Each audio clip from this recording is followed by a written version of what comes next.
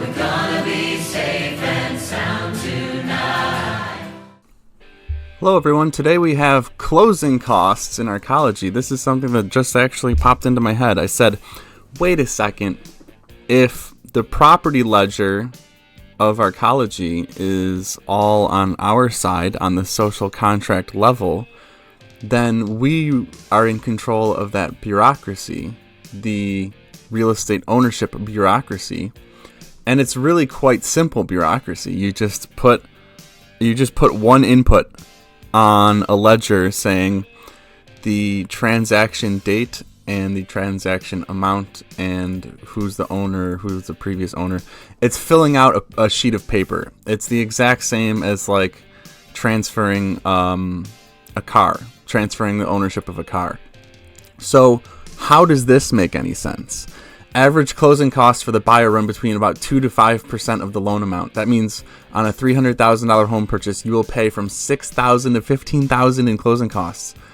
What sense does that make? So you're taking an average of 6 to 15, $10,000. This is honestly could probably be lower than 500 if you're talking about the actual cost to the actual local government is probably under $100. But to discourage people from constantly buying and selling property, constantly moving, we might just raise it to lower the volume, lower the workload. But it could be like 250. Let's say like 250. You're at a 98% reduction in your closing costs. Because like, what is this bullshit? This doesn't make sense. Where's this money going? Why are you paying this money? To do 15 minutes of paperwork costs you $10,000? I don't even think it's 15 minutes of paperwork. It's probably closer to 5 to 10 minutes of paperwork. Costs you $10,000. Even $250 is a ripoff, to be quite honest with you. But this is just to lower the volume that might be happening. You might even do $100, 99%. 99% reduction. So, very simple math. So now I'm going to show you the difficulty of actually adding the property actually to the ledger database of the actual government. This is actually the actual file used. Actually. So you have a new address or new property. Let's say this was a new construction, or you just bought it, right? So you go like 48 YouTube Drive. You have the square footage of the property, for this is your landlord tax. So you're going to go with, let's go with 2,400 square feet. This is just off like a sheet of paperwork that you fill out, right? Then your owner ID, this is who owns it. So Barry bought it. It automatically, you put Barry's owner ID off the sheet of paper. This is off the sheet of paper. This is off the sheet of paper. So this is the entirety of the paperwork that you have to do. This already looks up Barry off of the spreadsheet that was filled out automatically. Then you go over here. This is your landlord chart. And then you have Barry, number 5, goes over here. So this is Barry. Barry just got a new property. I forgot the property ID though. So you go over here. Property ID number 8. So this is your property ID. You type your property ID. This is Barry's 3rd property. He's a rich son of a bee. Property 8. And then I don't think this formula is done yet because this is the first time I did a 3rd formula. 1 second. So you need to do, look at that formula, so advanced. Okay, 875.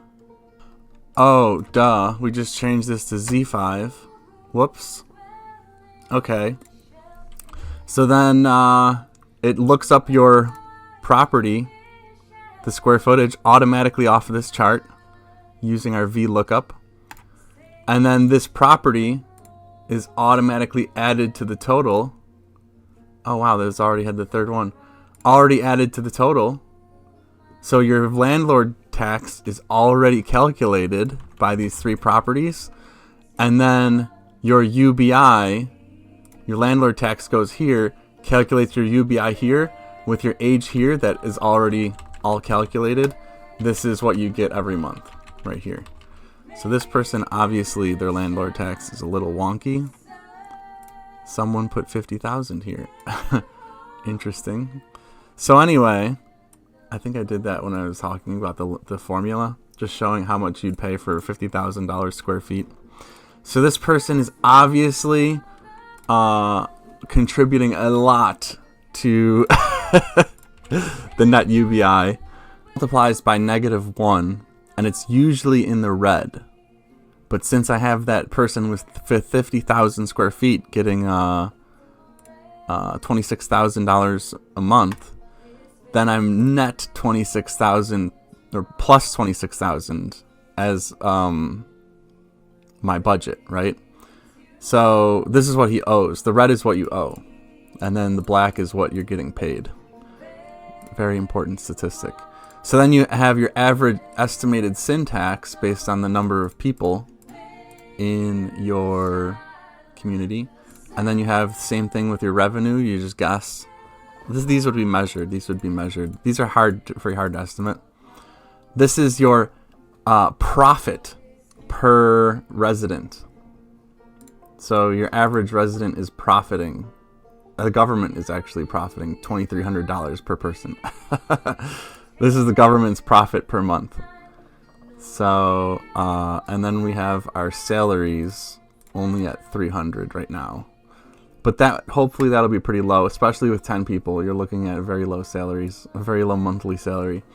But that's pretty much, and then we have your electric tax, elections, calendar, councils, the council hiring. This is your property ledger. And this is your UBI mathematics for every single resident. So that's the whole government in one spreadsheet. And that is my roundabout, very lengthy video about closing costs, initially about closing costs, and why closing costs really are about 30 seconds worth of paperwork. Or maybe 5 minutes worth of paperwork. Anyway, that's it. Thank you, and have a nice day.